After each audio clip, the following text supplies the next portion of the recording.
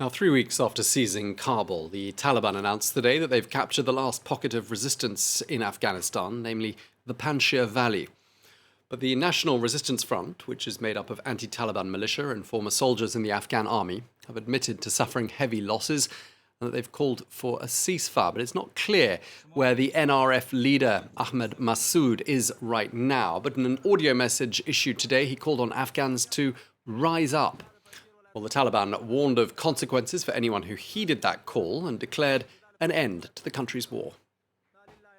The people need to know that the Islamic Emirates ended the war. Now we must all work for prosperity and the preservation of freedom. And the nation is with us. We see the happiness of the nation, and we still want the nation's cooperation. A spokesperson there for the Taliban.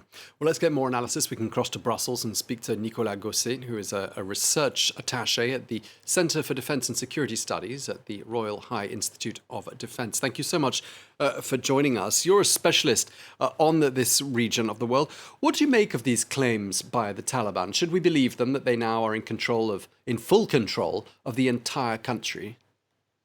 Well, as you put it, we are in a continuous sequence of communication and public relation on behalf of the Taliban leadership.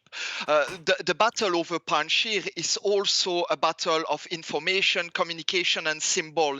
It's an essential point for the Taliban that want to present themselves as nation builder, unifier, right now, and those that are bringing peace to the country. At the basic level of what we know, it's very much uncertain. The Taliban have made massive gain within the valley, which is the first ever since the Soviet war in Afghanistan. It never happened so much. So they're in control of the provincial capital and of most of the adjacent valley, also the main road crossing the Panjshir. But it seems that there are still fightings on the ground right now. Yeah, it certainly seems that way. And what we're hearing from Ahmad Massoud, who is the leader of that resistance movement, him calling on Afghans, not just in Afghanistan, but across the world, to rise up in resistance. I mean, I spoke to a few analysts in the last few days and asked them how they rate the chances of Massoud and the resistance fighters, and they're not very optimistic. They don't think he stands much of a chance. What do you think? And do you think people will heed that call? Do you see a day of Afghans rising up against their new leaders? Well, it indeed sounds a bit like a desperate call right now, let's speak frankly. At the level of military insurgency or armed opposition, the situation in Panjshir is very marginal if you look at the whole scale of the nation. And from that point of view, it's difficult to see right now where other pockets of armed resistance to the Taliban rule could appear. What seems to be much more important, perhaps, at the society level, it's that you start to have very strong signals within a lot of segments of Afghan society that there is a more passive and silent form of resistance to Taliban rule that is taking ground, and hopefully that will be able to curb the more disturbing element of that building up rule. But at the level of armed resistance, apart some pocket of resistance in the Azawad country, in the center of the country, the situation is rather strongly in favor of the Taliban right now. But I mean, the Taliban obviously has enemies in Afghanistan and across the world. Certainly in several Western countries, the Taliban are not the flavour of the month. I mean, with foreign help, do you see something like what Ahmad Massoud has built up there in Panjshir is perhaps growing into something more important and becoming a real thorn in the side of the Taliban?